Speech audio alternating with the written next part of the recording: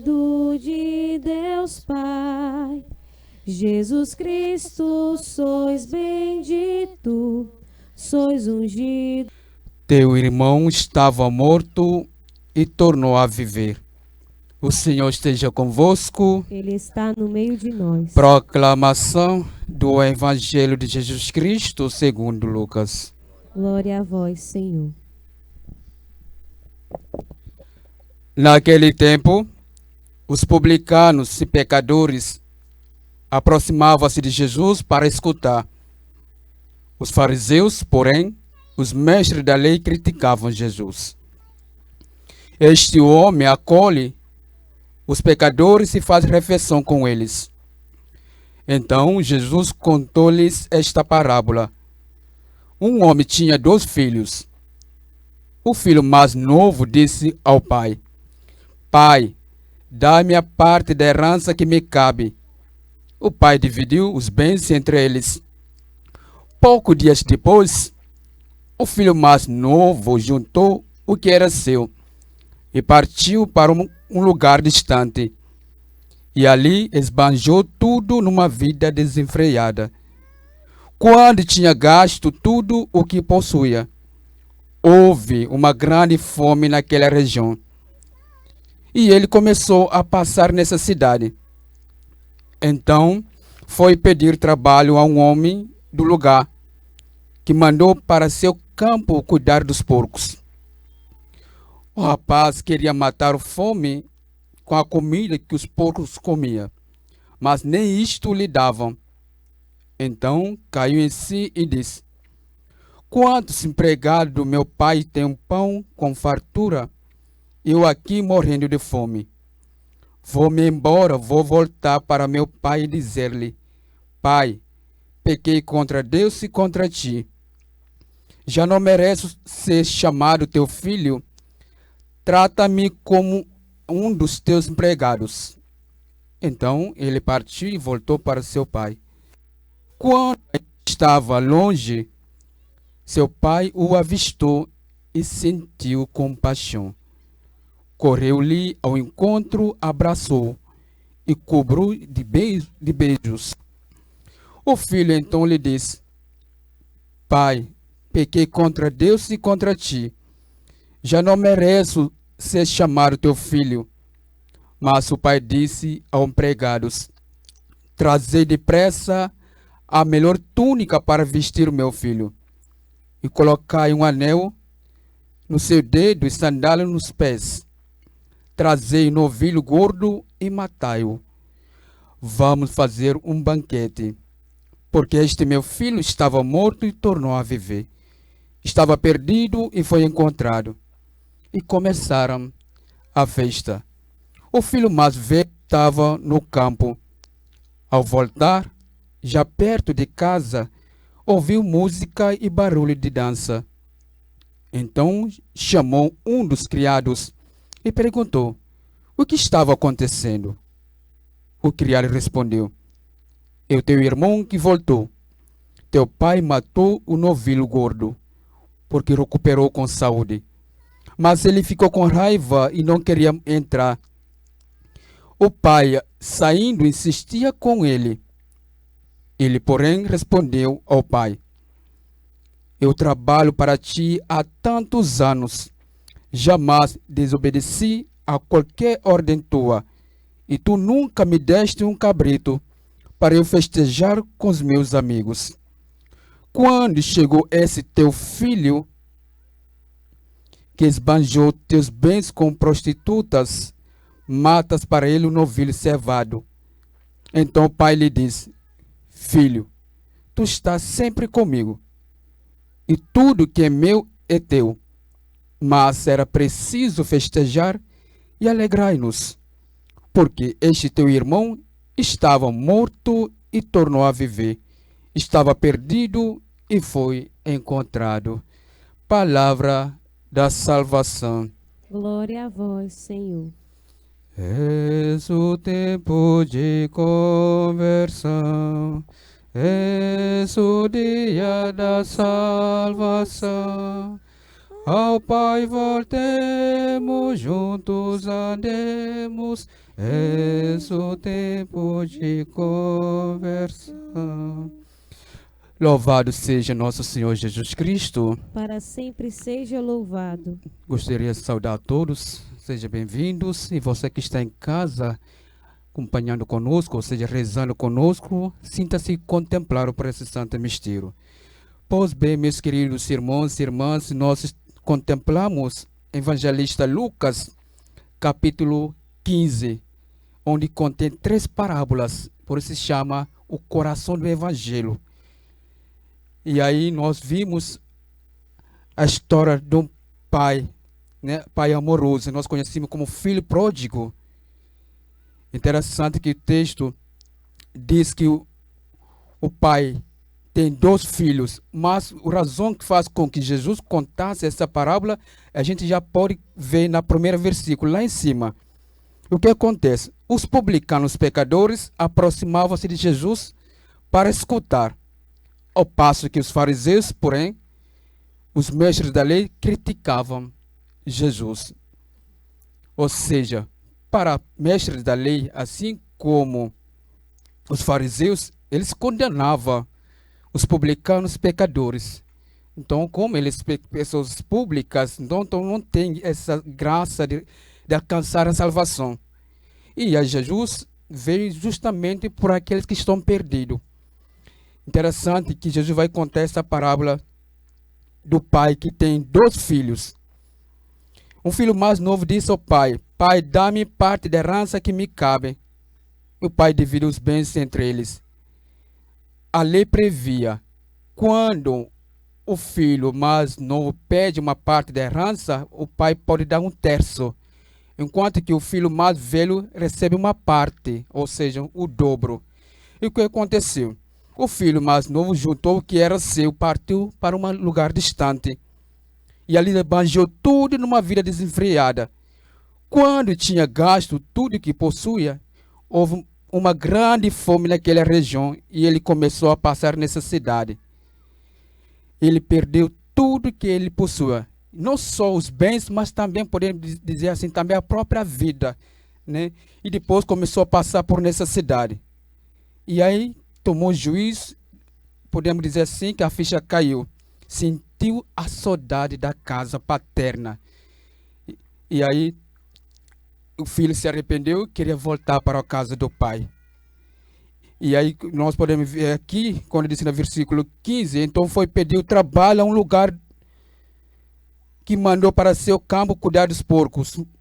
Então, cuidar dos porcos, na ótica judaico, porco é um animal puro. Então, ou seja, o filho perdeu a sua dignidade. Até o porco tinha sorte mais do que ele, porque ele queria até matar a fome com a comida que o porco se comia. E aí, então, Caim se diz: quantos empregados do meu pai têm pão com fartura? Eu aqui morrendo de fome. Vou embora, vou voltar para o meu pai e dizer-lhe: Pai, pequei contra Deus e contra ti. O filho começou a ensaiar. Assim que eu voltasse para casa, eu vou dizer para o pai: Pai, pequei contra Deus e contra ti. Já não mereço ser chamado teu filho. Esse é um ensaio que o filho estava se preparando a chegasse na casa paterna. Então trata-se como um dos teus empregados. E ele partiu, voltou para seu pai. Quando ainda estava longe, seu pai avistou e sentiu compaixão. Ou seja, o pai sempre estava lá fora esperando o retorno do filho. Então, quando o pai avistou, sentiu compaixão, correu-lhe ao encontro, abraçou e cobriu-o de beijos. Ou seja, o pai demonstra seu perdão. Ali, a palavra-chave que nós podemos sublinhar nessa parábola de hoje é misericórdia, associada com a perdão. E ao filho então lhe disse: Pai, pequei contra Deus e contra ti. Já não mereço ser chamado teu filho. Mas o pai disse: o pai nem deixou o filho terminasse aquilo que ele deveria dizer, mas mais de que esperar o filho terminar, o pai pediu: empregados, trazer depressa melhor túnica para vestir o meu filho. Colocai um anel no seu dedo e sandália nos pés. Então a túnica é uma representação, uma vida convertida. Anel é sinal de autoridade. Sandálias, o estado livre. Então o pai deu dignidade ao próprio filho. Interessante.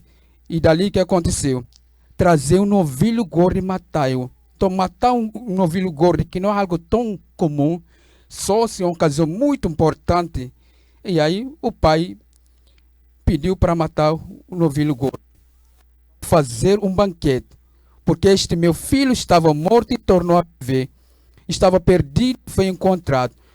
Então o que importa ao pai não é que o que o filho fez deixar de fazer. Mas o importante é porque o filho voltou para casa. Estava morto, mas foi encontrado. Estava perdido e foi encontrado. E começaram a festa. Então a vida precisa ser festejada. O filho mais velho estava no campo. Interessante que esse versículo é dividido por duas partes. Primeira parte de versículo 11 a 24. De 25 a 32 vai se tratar justamente do filho mais velho. Então o filho mais velho não estava. Estava no campo. Ao voltar já perto da casa, ouviu uma música e barulho de dança. Então chamou um dos criados e perguntou o que estava acontecendo. O criado respondeu: é o teu irmão que voltou. E teu pai matou o novilho gordo porque recuperou com saúde. Mas ele ficou com raiva e não queria entrar. O pai saindo insistia com ele. Mais uma vez, é o pai que sempre toma a iniciativa. Assim como quando ele avistou a volta, o retorno do filho mais novo, e aqui também o pai que tomou a iniciativa ao filho mais velho, insistia para que ele pudesse entrar. E aí o que aconteceu? O filho, revoltado, disse, respondeu ao pai: eu trabalho para ti há tantos anos, jamais desobedeci a qualquer ordem tua. E tu nunca me deste um cabrito para eu festejar com meus amigos. Claro que o pai não nega a fidelidade do filho, mas o que importa ao pai é que os dois sejam felizes, né? Que ele possa também fazer parte da festa. Importante é isso. O meu filho que estava perdido, mas foi encontrado. Mas por que o filho mais velho ficou com raiva? Isso nós podemos lembrar também os fariseus, né? Na figura dos fariseus, mestres da lei, que olham os outros como se fossem condenados, que não têm a misericórdia de acolher o outro. E é interessante quando o texto continua: quando chegou esse teu filho, o filho mais velho disse para o pai: quando chegou esse teu filho, não chama do meu irmão, mas este teu filho, que esbanjou teus bens com as prostitutas, matas para ele um novilho cevado. Então o pai lhe disse: filho, tu estás sempre comigo, e tudo que é meu é teu. Mas era preciso festejar e alegrar-nos, porque este teu irmão estava morto e tornou a viver, estava perdido e foi encontrado. Interessante a atitude do pai, chamou os dos filhos, enquanto que o filho mais velho chamou do outro, que em vez de chamar irmão, chamou de teu filho, sempre buscando razão. E aí, o que nós podemos entender, abstrair dessa parábola? E para dizer que Deus sempre está com o braço aberto para nos colher. Nós estamos vivendo um tempo de suma importância, o tempo da quaresma. É bom que nós se perguntamos como é que está o meu relacionamento com Deus. E o que é que eu preciso melhorar? Por que não voltar para a casa do Pai? Como eu mais novo, sentia saudade da casa do Pai. E voltou para casa. Mas Pai sempre com o braço aberto. E como disse o Papa Francisco, todavia que nós queremos procurar o confessionário para se confessar, Deus sempre está com o braço aberto para nos acolher. Deus jamais nos cansa de nos perdoar, mas nós, às vezes, que cansemos de procurar o seu perdão. Exatamente. Esse tempo da quaresma é tempo de graça, tempo oportuno, tempo no qual Deus espera para reconciliar conosco. Espera de cada um de nós, para que nós possamos desligar de tudo aquilo que nos atrapalha o nosso crescimento espiritual, que seria exatamente o pecado, para que nós possamos ligar aquilo que é graça e age mais em nossa vida. Que Deus nos conceda. Assim como esse filho mais novo, assim como o mais velho, precisa de converter também. Exatamente, porque o pai quer exatamente para que Deus seja feliz. E isso é desejo do pai, seja feliz. Tanto para o filho mais novo, que foi embora, esbanjou tudo, mas voltou, assim como o filho mais velho, que não quis entrar para fazer parte de um banquete. Apesar de tudo de ser justo, mas precisa acolher aquele que mais precisa. Este filho que estava perdido, que foi reencontrado. Exatamente, será uma alegria no céu quando um pecador se converte, de que 99 justos que não precisa de conversão. Então é isso que Deus espera de cada um de nós, que nós se converte, que voltamos para Ele e reconhecer as nossas pequenezes, as nossas faltas, que sem Ele somos nada, que somos pobres diante da sua riqueza. Então quando nós reconhecemos que somos pequenos, fracos, humildes, a gente só encontra na casa paterna seguro, o aconchego na casa do Pai, onde nós podemos usufruir dos bens eternos. Louvado seja nosso Senhor Jesus Cristo. Para sempre seja louvado. Nossa Fiquemos Senhora de Maria pé, Santíssima. elevemos as nossas preces ao Senhor.